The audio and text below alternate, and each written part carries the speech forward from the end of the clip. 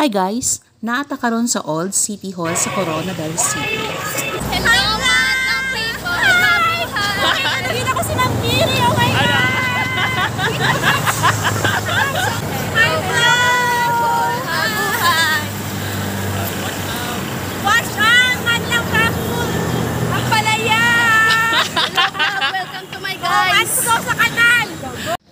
Sabado karon pero naata din hidaplin sa kalsada aron sa pagsuporta sa mga Coronadaleño sa paglimpyo sa syudad.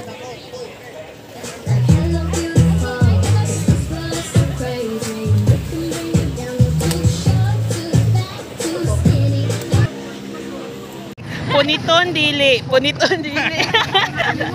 Ikalagot. Kini nga mga aktibidad nani sa atong Local Government Code of 1991 nga nag-ingon nga ang local government units shall ensure and support the rights of the people to balance ecology and preserve the comfort and convenience of their habitants, among others, to promote general welfare.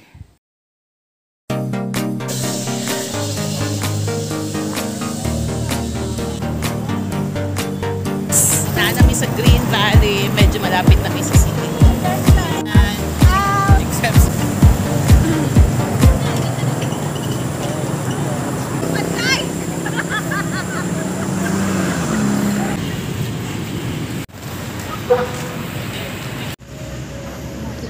bro, dagan-dagan lagi ni. Sabi ni Mon, dagan man day ni. Daghan sa mga lugar karon, nagamay lang na ulan mubaha dayon. Ngano man, kay natabunan na ang kanal ug mga basura. Ala, nice lagi mamulot. Exercise! Kisa may tingkao ng bentos. Kaya naagian na. Dinhi nimo makita guys na daghan sa mga citizens na irresponsable. Magpataka naglabay sa ilang basura, hay pastilan jud. Unya og mubaha pasanginlan dayon ng gobyerno. Ahay, ambot na lang. So karong adlaw, September 16, 2023, DILG launches the Barangay at Kalinisan Day or Barkada with the theme Buhayin ang diwa ng bayanihan. Mag-volunteer tayong lahat para sa kalinisan. Hi guys! My God! Kung kinsa ka man, sige glabay diri. Para mo ng awa.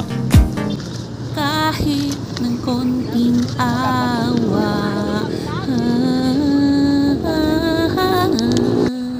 Charlang. Ang Barangay at Kalinisan Day or Barkada ay usa ni siya ka nationwide community-based clean-up drive program.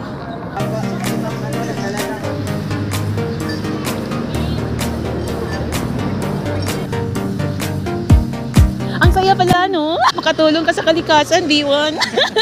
It anchors on the culture of bayanihan that aims to maintain and provide a healthy and safe environment for the people through proper solid management. Afford the vice.